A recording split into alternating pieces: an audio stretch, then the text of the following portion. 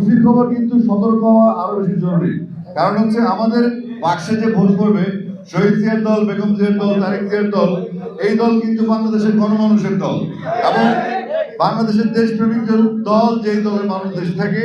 এবং আমাদের জসিম ভাই গত এই করোনাকালীন সময় এবং বন্যা চলাকালীন সময় তিনি যে পরিমাণ মানুষের মধ্যে ছিলেন, আমরা দেখেছি ভোট আসলে অনেকেই অতিথি পাখি আসেন, কিন্তু হাজী জসিমউদ্দিন ভাই তিনি সবসময় মানুষের মাঝে ছিলেন, অতীতে এখন আছেন, ভবিষ্যৎ থাকবেন। এই বিষয়ে নিশ্চিত ফলাফল যাই হোক, কিন্তু ফলাফলটা আমাদের কাছে নিয়ে আসতে হবে। এই কারণে ভোট আমাদের আছে, ভোট আমরা পাবো, কিন্তু সেই ভোটটার সুফলটা তুলে নিয়ে আসতে হবে আমাদের হিসাবের মাধ্যমে।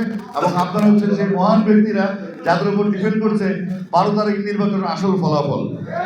তো সুতরাং আপনারা সতর্ক থাকবেন। সব ধরনের গাইডলাইন আপনারা পেয়েছেন। আমি অত কিছু বুঝি না নির্বাচনের, আমি শুধু এতটুকু বুঝি বাংলাদেশের রাষ্ট্র ক্ষমতায় নাই।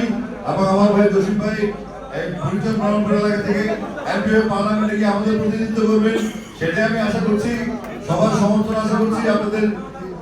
আপনার বিজন ভাই এলাকায় ঘুরে সবকিছু মিলিয়ে আমরা এই দুই ভাই একসাথে আছেন, দুদিনে আমার বড় ভাই, এবং তাদেরকে একসাথে খুব ভালো লাগছে। আমরা আশা করি বিএনপির যে ঐক্যবদ্ধ একটা সুবাতাস সারা বাংলাদেশে বইছে, সেটা সুফল আমরা 12 তারিখ ঘরে তুলবো ইনশাল্লাহ। আপনারা সবাই ভালো থাকবেন, সুস্থ থাকবেন। আমি একটু যাচ্ছি আমাদের সদরের প্রার্থী মনোনীত জ্যোতি সাহেবের ওখানে, সবাই দোয়া করবেন, ভালো থাকবেন।